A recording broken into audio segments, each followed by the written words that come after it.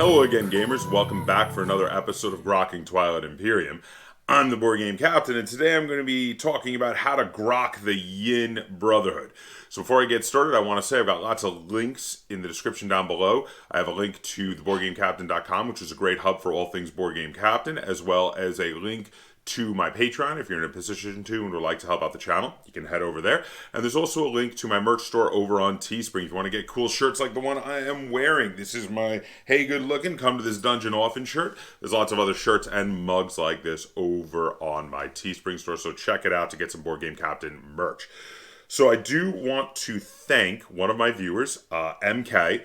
MK requested I cover the Yin Brotherhood in an episode of Grokking Twilight Imperium. So MK, this episode is for you. So the Yin Brotherhood are kind of weird. They're kind of interesting. They're a tale of two stories and a tale of everything in them seems very split into two differing areas. So starting with their storyline, they're a clone race, and they're also a group of religious fanatics. It kind of feels like the Yin Brotherhood are a group where they couldn't quite figure out what they wanted to do with them. They seem to have merged two stories that could have separately been their own different stories into one, both making them a group of religious fanatics and making them entirely a race of clones. Which is interesting, but it's weird. And then also that seems to carry through to the way they play, where this is one of the factions that is so divergent in a way. There are some elements of this that are incredibly interesting. Some elements of this faction that are seem very fun, but then there's others where they're real head scratchers, and you're like, what were they thinking with how they did this faction in this particular element? So I'm going to run through all of it. I'm going to talk about its ups and its downs. I'm going to talk about my recommendations if you want to try out the Yin Brotherhood, how I recommend to play them. So to start with, we're going to talk about what you get starting with the Yin Brotherhood. So the Yin Brotherhood's homeworld is Darien, named after the progenitor of their race. Darien is actually one of the most impressive starting worlds, or starting systems for that matter, for any of the factions, because it has 4 resources and 4 influence. Combined, that's one of the largest starting stats for any faction. That's really good. Darien is a good homeworld that can be used either for influence or for resources, and in both cases does it very, very well. It also means that you're going to have quite a bit of production, because remember, production is equal to the amount of resources plus 2, so your starting space dock there actually has a production limit of 6. So, and being that you can make 4 resources with that planet alone, you're starting out with being able to make actually a fair amount of ships with just your starting system and your starting space dock, and that's actually really good. This is a very impressive part of the Yin Brotherhood is their starting planet with its space dock and its high level of production. Next, we have their starting fleet, which is also one of the better starting fleets of any of the factions. It's really good to make these guys a top tier colonizer. They start with 2 carriers and then 4 ground troops and 4 fighters and a destroyer. So the 2 carriers, of course, starting with a capacity of 4 like normal starting carriers do, can each carry 2 of the ground troops and 2 of the fighters, making themselves little colonizing fleets unto themselves. Starting from the very first round, you'll be able to colonize 2 planet systems each round without even using warfare to maybe try to colonize even a 3rd system. And the more important of the fleets, or the one that is closer to enemy territory, can also have that destroyer go along as an escort. So really decent starting fleet for the Yin Brotherhood. Very nice. The last thing they start with is their starting tech, which they start with Sarween Tools. Now, Sarween Tools is one of my favorite basic technologies. Of course, Sarween Tools says, when 1 or more of your units use the production, reduce the combined cost of the produced units by 1. Basically, when doing a production, it can allow you to either get a free destroyer or a free pair of fighters or free pair of ground troops, or can allow you to take 1 cost off a more expensive ship. Really great technology to start with, but it is a little disappointing that all they start with is a single basic technology with no prerequisites. Usually, most factions, when they start with only one technology, are going to get one that's, one that usually you would have to wait till later to get, or if they start with basic technologies, they usually start with two of them. So that's a little disappointing that they only get the one to start with. So that's the first area where I'm a little like, that could have been a little better. So moving along, let's look at their starting abilities, which are really good. This is one of the areas I think they shine the most at, is their abilities on their faction card. So their first ability is Indoctrination. Now, Indoctrination says at the start of a ground combat, you may spend 2 influence to replace one of your opponent's participating infantry with 1 infantry from your reinforcements. So getting planets with influence and no resources are going to be very valuable for you for when you attack an enemy planet and you want to take it, because you get to turn one of their ground troops into one of your ground troops. This ability is not only really good because it really helps them to invade planets and take them over, taking them from enemy players, but it also is very characterful for the half of their storyline that is about them being religious fanatics, because basically the idea is they're converting one of their opponent's troops over to their cult and getting them to join up and therefore switch sides of the conflict. So very characterful ability, and also quite a useful ability, especially if you're invading a planet that's only got a couple of ground troops on it. Maybe it had 2 ground troops, now it's got 1, and you have 1 more, so that's awesome. The next ability is Devotion. This one is even better. After each space battle round, you may destroy one of your cruisers or destroyers to produce 1 hit and assign it to one of your opponent's ships. This ability is crazy good. So you fight around a combat. You take some hits on your sustained damage units or maybe on your fighters, to soak them up. You've still got a destroyer in there, which destroyers are dirt cheap. They only cost 1. Real easy to get plenty of destroyers. Your opponent takes a hit, sustained damage on their dreadnought or a flagship or even a war sun, and then you're like, oh yeah, I'm going to sacrifice my destroyer, and your war sun is destroyed or your flagship is destroyed. This is an amazingly powerful and useful ability for winning space battles. It's weird because of how you do have to sacrifice one of your own ships to do it, but you can keep it to a super cheap ship like a destroyer. Basically, try to have a destroyer in every fleet because they're a dirt cheap ship that you can easily replace, and you can use it if you can use a destroyer to bring down a dreadnought, a flagship, or even a war sun. That can be absolutely amazing. It really allows these guys to fight tooth and nail with enemies that have much better, more upgraded, more powerful fleets when you have fleets based of smaller ships, because you have ways of sacrificing them to even annihilate those bigger ships. So very cool starting abilities. Now let's talk about the Agent, Commander, Hero, and Mech. So the Agent ability, Brother Mylor, Purified by Fire, that you, of course, Agent abilities you always start with. The Agent ability is that after a player's destroyer or cruiser is destroyed, you may exhaust this card. If you do, that player may place up to 2 fighters from their reinforcements in that unit's system. So this has a wonderful, wonderful synergy with Devotion, because you get into a space battle, you take some of the hits on your fighters, you've lost your fighters, you then use the, after you've damaged a big ship like a dreadnought or a war sun, you use the destroyer to take that out, the destroyer gets destroyed, and you get 2 of your fighters back. What's not to like? This is a really great synergy between these 2 abilities. The Agent ability for the Yin Brotherhood is fantastic. It's a great ability, and it works really well with their other starting abilities. Now, the Commander ability is unlocked when you use the Indoctrination faction ability, which means you're going to need to do an invasion of an enemy planet that has troops on it. Once you do, you get to unlock this. So you're going to have to try to play at least a little bit aggressively at some point during the game if you want to get this ability unlocked. Once it is unlocked, it has 2 abilities, which is interesting. The first is that the card satisfies a green technology prerequisite. This ability alone is actually quite good and useful because when we get to the techs, you'll see, again, you only start with 1 yellow tech.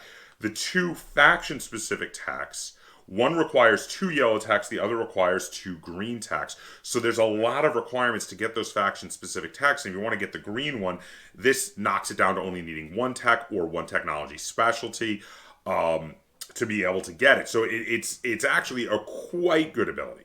The second ability is interesting. It says you may produce 1 additional infantry for their cost. So you pay 1 to get 1 instead of 2.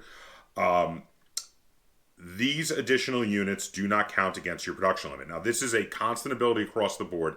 When you get up to your production limit, when producing in a system, you can pay 1 extra to get 1 more infantry beyond that production limit. This is kind of cool because there are some abilities that are going to require you to have lots of infantry and have infantry all over the place if you want to use them, specifically the ability for the hero. So this is one way to help you get some extra infantry out on the board towards the hero ability. Now, the hero ability is, before you unlock it, is Daniel of the 10th, High Priest of Yin. Once it's unlocked, it is Spinner Overdrive, Blessing of the Yin. So like all of the hero abilities, you require 3, count them, 3 scored objectives to be able to unlock it. And then the ability is Action. For each planet that contains any number of your infantry, either ready that planet or place an equal number of infantry from your reinforcements on that planet. Then purge this card. So this is an okay hero ability. There are hero abilities that are very game-winning. This one is just all right. This allows you to have a turn where you're going to get a bunch of the planets ready so you can use, the technology specialties again, the resources again, do maybe a second big build, or in some cases just get a bunch of extra free infantry thrown out on the map. It's not bad, but this is not a game-winning ability, whereas a lot of the other hero abilities out there are either game-winning or at least super powerful. This one seems actually kind of lower end compared to a lot of the other hero abilities. Let me know if you think I'm missing something on this one, but in my opinion, this hero ability is a little bit underwhelming. Then we have the mech. Now, the mech is Moyen's Ashes. Moyen's Ashes is named after the other of the progenitors of the Yin Brotherhood. There are 2, one being Darien and one being Moyen. And Moyen's Ashes is a normal mech, 2 cost, 6 combat, sustained damage, but it has a cool deploy ability, which is, and this is a great one, I like this ability a lot because, again, it synergizes with one of the other abilities. When you use your indoctrination faction ability, you may spend 1 additional influence to replace your opponent's unit with 1 mech instead of 1 infantry. So, now remember, the indoctrination says 2 influence, replace one of your opponent's infantry with one of your infantry. This is now 3 influence, replace one of your opponent's infantry with one of your mechs. This is an incredibly good ability. These mechs are, of course, much more powerful than just starting infantry, especially if you get in any combats early to mid-game. This could be really, really powerful to throw out mechs for influence instead of the cost and just get them out there as a sneak attack right before the fight starts. You have 1 less infantry, and now I have a mech on this fight. Really cool ability. Definitely really like that one a lot. Now I want to talk about the flagship for the Yin Brotherhood. It's a weird one, a very weird one. So the flagship for the Yin Brotherhood is the Van Haug. It is 8 cost. It has 2 attacks of a 9, making it one of the weakest in combat flagships I think in the whole game. 2 attacks at a 9 means its combat capability is equal to 2 carriers or 2 fighters or 2 destroyers. Not very good at holding its own in combat. It's got a move of 1, and it's got a capacity of 3. But its ability suddenly makes you realize that it's not really about winning fights. This is another interesting kind of kamikaze ability, similar to the devotion ability, where you can literally ram other ships with your ships. The Van Houg has this ability where it says when this ship is destroyed, destroy all ships in this system. So you don't want your flagship to be a part of like your biggest fleet that's conquering a bunch of systems. That's not what this is for. What you want to do is build this up on the front line, and maybe once you've taken Mechatol Rex, build it like and move into Mechatol Rex with it. And when you see an opponent amassing a huge fleet next to Mechatol Rex, you just send this one ship over. You send it in, it loses, but it wipes out the entire fleet. It's okay that it lost. That's what it's for. It's a suicide attack, which it feels really weird. There's a lot of the tactics with this system, this faction, that tend to rub me the wrong way because they're very contrary to how I like to play the game. But if you like this concept of using a faction that does these sneaky suicide attack type tactics, the Van Houg is a interesting tool for doing that tactic, and it does feel very thematic to the whole religious fanatic nature of this faction, and it does feel like a more powerful version of the devotion, which again is the ability where they can use ships to ram enemy ships and do damage to them at the end of combat. So yeah, this is a way to wipe out a whole fleet, which can be incredibly powerful. I mean, while I felt that the hero ability is a bit underwhelming as a hero ability, the Van Houg's ship ability is on par with some hero abilities, because you can one-off use the ship to wipe out a fleet, but then later you can build the ship again and actually do it again. Yeah, it's actually a really, really vicious, really powerful ability.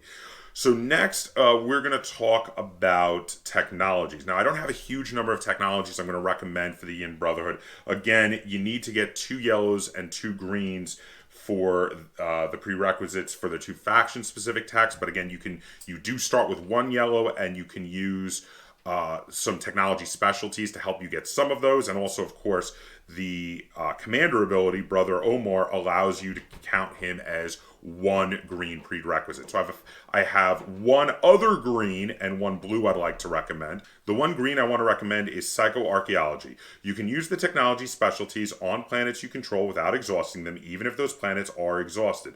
During the action phase, you can exhaust a planet you control to have that has a technology specialty to gain 1 trade good. Now, the reason I recommend this one is because I do feel like there's a lot of basic techs that aren't that important for them to get, and there's some techs with more prerequisites that you're going to want. So the idea of being able to still use the technology specialties even when the planets are exhausted is going to be really useful for the Yin Brotherhood. So this is one I do want to recommend. Now, the next one I want to recommend is Gravity Drive. Now, Gravity Drive is a blue tech, and it does require 1 other blue, or getting a blue technology specialty, of course. So this tech is, after you activate a system, apply a +1 to the move value of your ships during this tactical activation. So the reason I want to recommend the Gravity Drive to you is specific to the Van Houg, the flagship. The reason is that flagship only has a movement of 1. The Gravity Drive is a very powerful and useful technology. It is one that is useful for everyone, but the reason I think it's specifically useful for the Yin Brotherhood is it allows their flagship to suddenly have a movement of 2. Which means it's better for sneak attacking. It has a longer range for those sneak attacks for wiping out those enemy fleets. That's literally all it comes down to for me. It's very useful for that one specific trick that suddenly it's normally a 1-trick pony, but maybe you can get a second trick out of it because your opponent doesn't see it coming. It now has a longer range. It can move 2 spaces before hitting a fleet, and with warfare, might even be able to move twice before hitting an enemy fleet.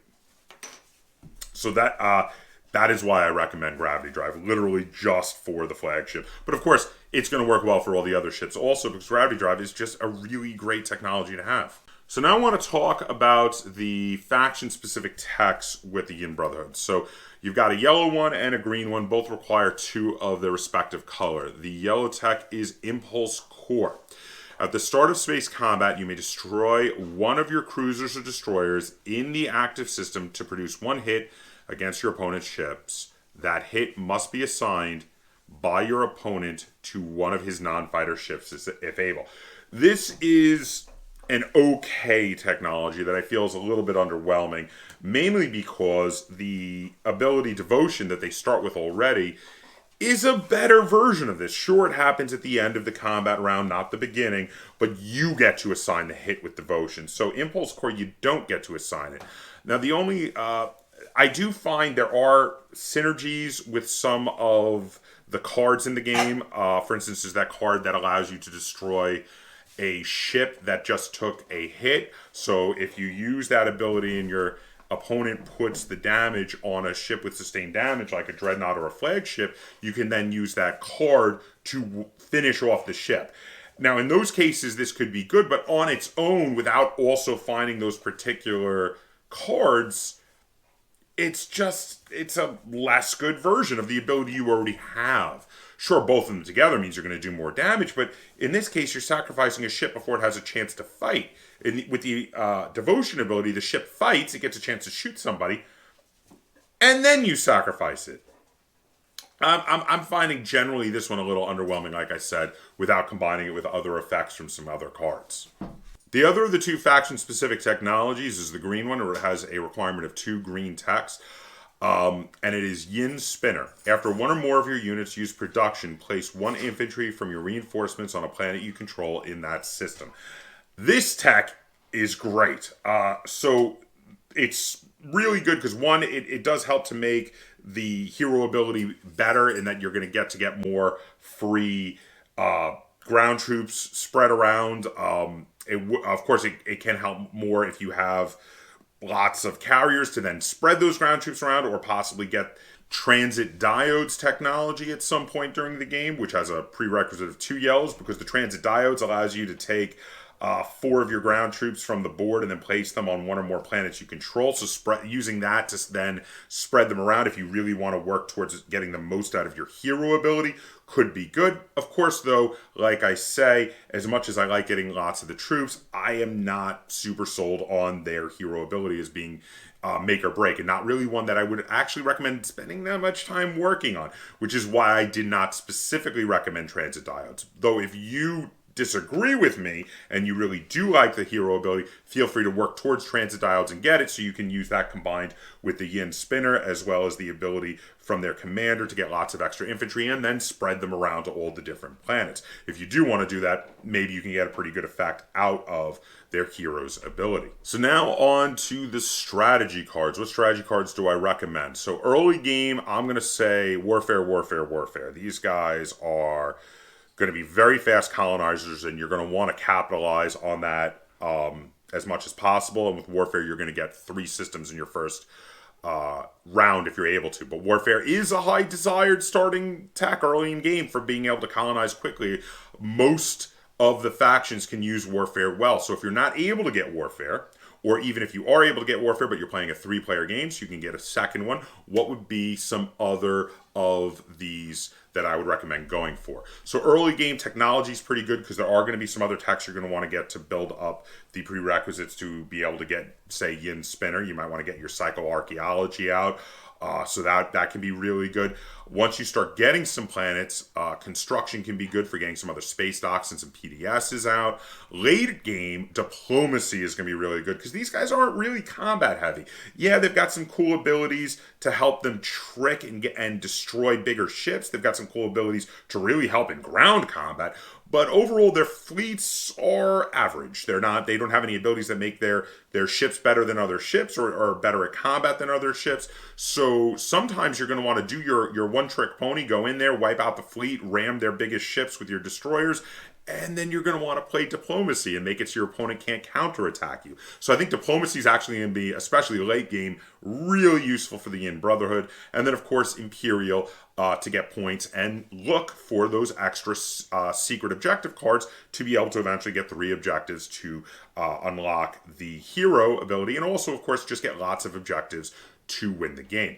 Now, I had a little bit of trouble finding secret objectives to really search for and look for, because a lot of them, depending on the situations, might be good for the Yin Brotherhood, but very few were just specifically good for the Yin Brotherhood to start with. I only really found 2 that I thoroughly recommend. So those are hoard raw materials and establish hegemony. And there's the same reason why these are good, in both cases, why these are good for the Yin Brotherhood. They have the exact same reason for it, and that is that Darien is a starting planet of 4 resources and 4 influence. Because in the case of Horde Raw Materials, control planets that have a combined resource value of at least 12. You start with 4 resources, you're a third of the way there. And then the other one, of course, establish hegemony, is to have a combined influence amongst your planets of at least 12. Again, you start with 4 influence, so you're a third of the way there. So these are 2 that would be really great to get your hands on.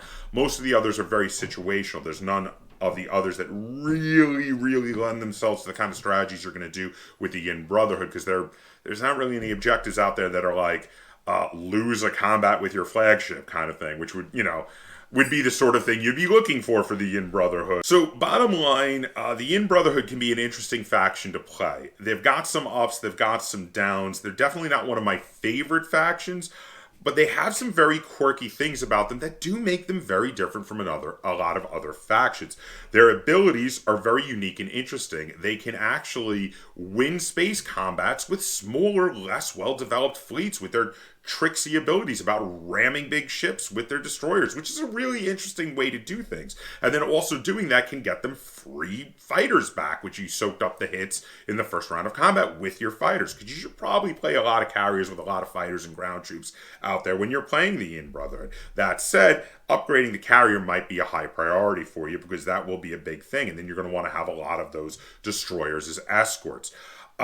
They're an interesting faction, they're a weird faction, but they do have a lot of head scratches. Starting with only 1 basic tech is a bit of a downer. Their hero ability is a little bit underwhelming. One of their 2 faction techs, while one of them is pretty awesome, the other one is okay, just okay.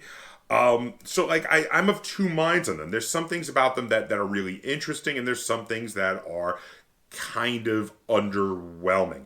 Let me know what you think. If the Yin Brotherhood are one of your favorite factions to play, let me know what I'm missing. What would you do differently than me when playing the Yin Brotherhood? Let me know if these guys work really well for you, because these are actually not a faction I would usually choose to play, because they don't play towards a strategy that I am a big fan of. So they're not one of my high priority to choose factions. Let me know in the comments down below. And if you enjoyed this episode of Grokking Twilight Imperium and you'd like to see me do more like it, be sure to give this video a like, share it on all forms of social media, and if you haven't already, please subscribe to the Board Game Captain. That's Captain spelled with a K on YouTube. And let me know what other factions you think I should cover in the future. And until next time, game on. Hi, Nico. Are we having a puppy blooper? Oh my goodness, are we going crazy? Are we just going crazy, go nuts? You're being silly. You're being silly. Let Daddy finish this video, okay? Let me finish my video. I'm gonna make a puppy blooper out of you. I'm gonna make some puppy bloopers. Okay, you go down on the floor, okay? Let me finish my video. I'll snuggle and play with you afterwards, all right? You go on the floor. Go play with your toys.